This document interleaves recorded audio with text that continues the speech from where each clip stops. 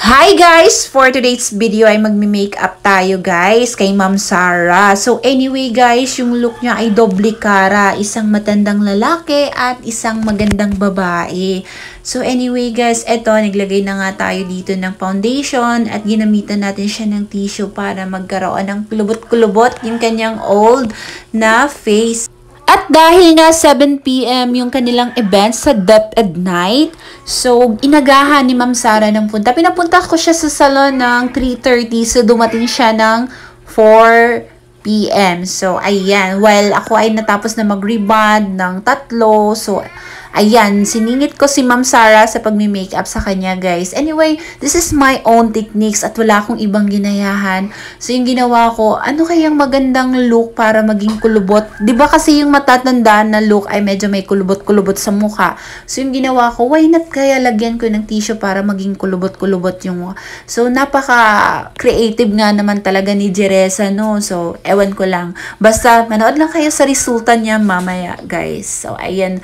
So, halos nga naubos nga yung isang ng foundation ko sa kanyang mukha, guys, dahil nga 'di ba napaka niya, guys, napaka usik niya sa foundation. So ayan, inideyahan ko na rin kung paano ko siya lagyan ng mga kulubot-kulubot na design. So ayan, tapos tinap-tap ko lang siya ng foundation. So this is my own techniques and my own version.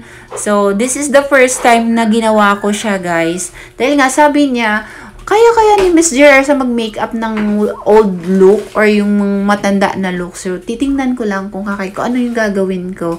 So, yun. So, actually, matagal na rin si Ma'am Sarah. Mga 2 weeks ago ata siya nagpa-booking sa akin na mag-makeup. So, iniisip ano kayong gagawin ko? Buti na lang meron akong naisip. So, yung gagawin ko sana ay papel. So, sabi ko, yung papel naman ay medyo makapal. So, yung ginawa ko, kumuha ko ng tissue. So, yun yung ginawa ko. Yun yung tissue yung nilagay ko. Dahil nga, di ba, manipis at madali siyang mabasa. So, nilagyan ko na rin siya ng foundation. So, sa kabila niya, guys, ay isang babae na maganda. So, medyo nga na-busy na nga ako dahil nga kanina meron akong niriban na 3, tapos meron din nagpa-makeup na isa. So, isang kasama ni Ma'am Sarah, si Sir, di ko alam kung anong pangalan nun. So, ayan, naglagay na rin ako dito ng mustache. Yung ginupit ko na hair sa client ko before, tinago ko. At saka nilagay ko sa kanyang, tawag dito, sa kanyang bungot, balanyahaw. Basta, ito lang yung naging ideya ko, guys. Ito lang yung naging ideya ko, guys, na lagyan. Kasi wala akong buhok-buhok. So, yun yung ginawa ko. Ginupit ko, tapos nilagyan ko siya ng glue. So, ayan.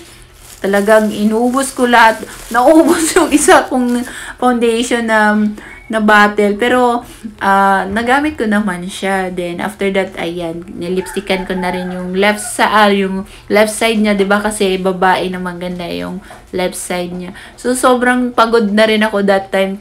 Dahil nga, diba, nagriban ako ng 3. Meron pa akong kinulayan. May ginupitan pa ako na 3. So, sobrang stressful na ni Jeresa ngayong December, my God. So, talagang perfect time nga talaga yung pag-vacation ko sa Manila dahil nakarelax nga din naman ako ng 11 days doon, no. So, dito na nga, pagdating ko dito, ayan, todo trabaho na naman. So, ganun talaga ang buhay natin, mga nanay, buhay salonista, lahat gagawin para sa pamilya, no. So, ganun talaga, guys, para kikita rin naman tayo at meron tayong panghanda sa Noche Buena. At syempre, makapagbigay din tayo ng konting blessing sa iba't ibang followers natin, sa mga staff natin. Magbigay tayo ng blessing soon. Magpo-post ako dito kung sino yung mapipili ko na bigyan ko ng mga followers ko. Yung masusugid, laging nag-share, laging nagpo-post or nag-share post ng mga post ko. So, yun yung mga priority ko, guys. Siyempre, so yung mga avid fans and followers natin na talaga namang hindi tayo iniwan simulat sa pool nang nag-umpisa tayo mag-vlog, andyan pa rin sila, guys. Nakasuporta pa rin sila. Maraming salamat sa suporta nyo, guys. So, follow nyo rin po si Ma'am Sarah Magallanes 2 weeks pa lang po siya nagbablog at talagang maganda yung mga content ni ma'am ha, kakatawan.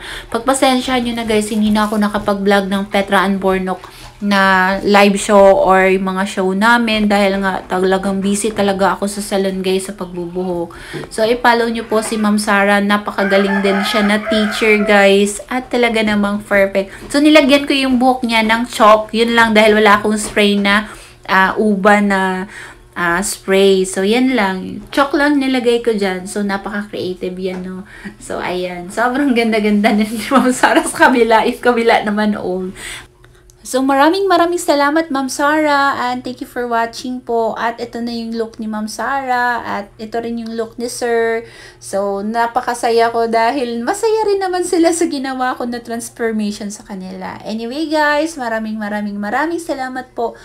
Ayan, God bless you all and bye-bye, love you all.